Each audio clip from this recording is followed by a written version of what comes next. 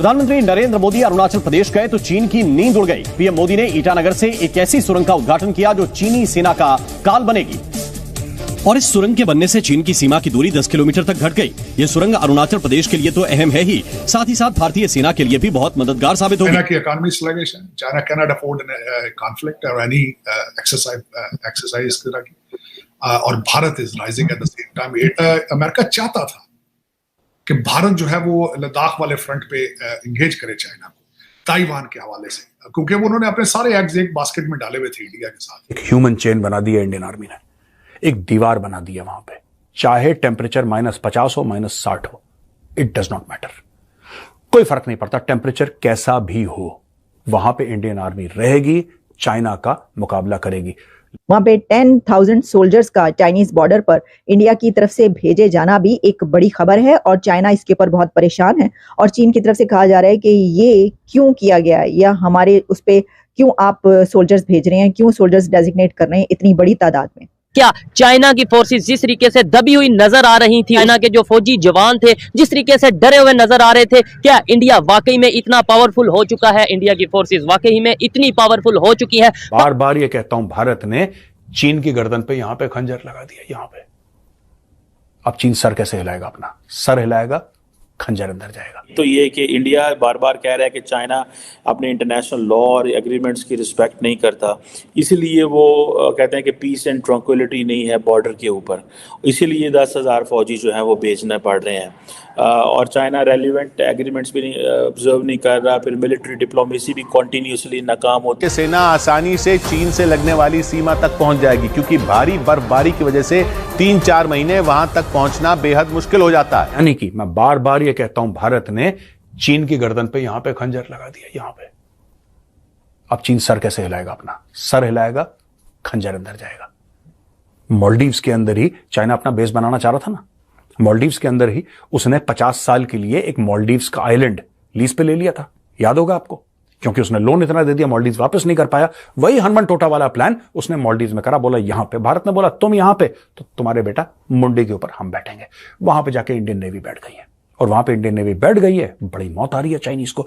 Chinese अखबार ये कह रहे हैं क्यों इंडिया ऐसा कर रहा है यार, इंडिया ऐसा कर कैसे सकता है? और क्या कर सकता है? अपनी जमीन में, अपने लैंड पे, अपनी जमीन पे अगर हम कुछ करते हैं तो इसमें तुम्हें क्या प्रॉब्लम है? मैं आपको बताता हूं प्रॉब्लम क्या है।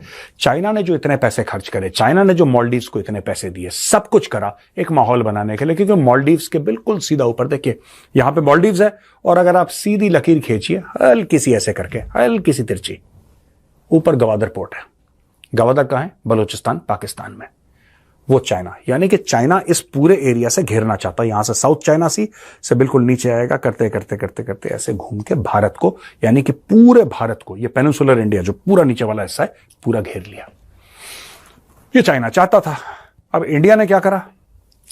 इंडिया ने गेम पलट दिया दोस्तों। इंडिया ने दे दी फिलीपींस को ब्रह्मोस मिसाइल, और फिलीपींस डेली सर टकराता है चाइना के साथ, डेली। इतना सा मुल्क चाइना के खिलाफ खड़ा हो गया है और डेली सर टकराता है उससे। वियतनाम से भी हमारी बातें चल रही। वियतनाम क्या मांगता है? देना चाहिए, देंगे उसको। तो जैसे जैसे चाइना अपने पैर फैला रहा है, भारत उसको चेकमेट कर रहा है। शतरंज में उसको कहते हैं एक चाल शय और मात। भारत ने हर जगह चाइना को चेकमेट करा है। और ये जो INS जटायु बना है दोस्तों, इससे चाइना बहुत दुखी है। मैंने आपको बोला ना, ग्लोबल टाइम्स टसुए बहा रहा है, भारत ऐसा कैसे कर सकता है, भारत ने क्यों करा ऐसा? यानी कि भारत ने अपनी ही जमीन पर नेवल बेस कैसे बना लिया। आपको हंसी आ रही होगी, चाइनीज को हंसी नहीं आ रही, उनको आंसू आ रहे हैं दोस्तों। तो ये स्टोरी है नेवल बेस की, और किस तरीके से भारत ने पूरे एक सिस्टम को, यहां पे 10,000 बंदे डाले हिमालयन रेंजेस पे एडिशनल, तो लाखों ट्रूप्स वहां पे हो गए। यहां पे चाइना, भारत को पता है, देखिए झड़प हिमालय में होगी, युद्ध हिमालय में होगा, लेकिन चाइना को जो दर्द है ना दोस्तों, असली दर्द समुद्र में होगा। और इंडियन नेवी की जो कैपेबिलिटी बढ़ती चली जा रही है, उससे भी चाइना खुश नहीं है, क्योंकि जो इंडियन नेवी की कैपेबिलिटी है दोस्तों, वो चाइना के पेट पे लात है। पेट पे लात कैसे?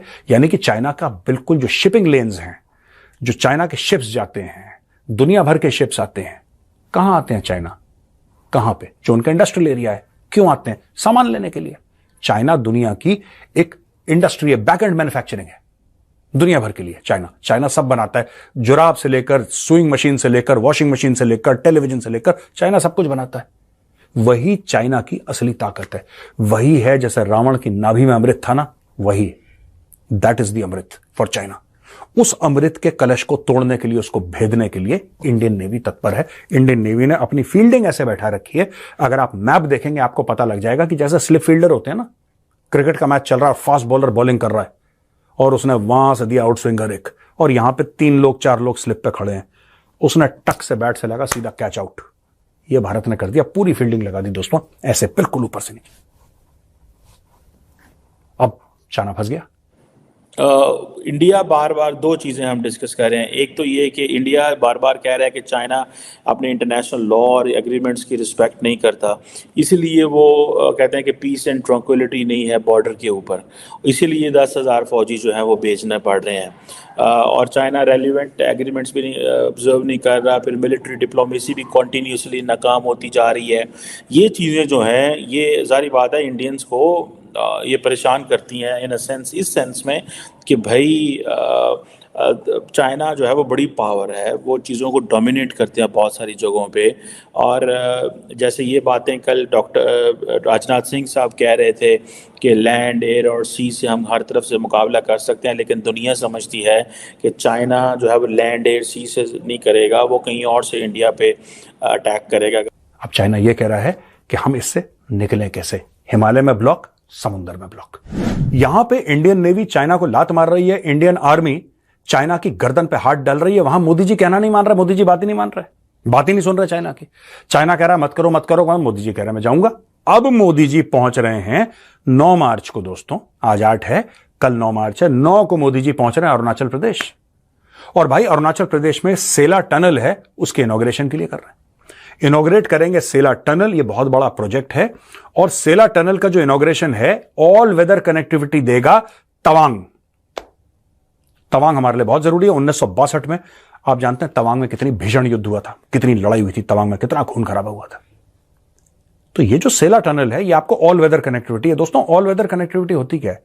लड़ाई सिर्फ गोले बारूद से नहीं होती। एक जमाना था जब, अभी भी फौज करती है ना एडवांस विंटर स्टॉकिंग, अभी भी तो फौज करती है। यानी कि कई ऐसे एरिया हैं इंडियन आर्मी के कि जहां पे सर्दी जब हो जाती है, बर्फ पड़ जाती है, फिर आप उस पर जा नहीं सकते। तूफान चलता रहता है, हेलीकॉप्टर से भी जाना बड़ा मुश्किल हो जाता है, बहुत मुश्किल हो जाता है। विंडो होती है 1-2 घंटे की, गए आए, वरना हेलीकॉप्टर भी वहां पे नहीं चल सकता।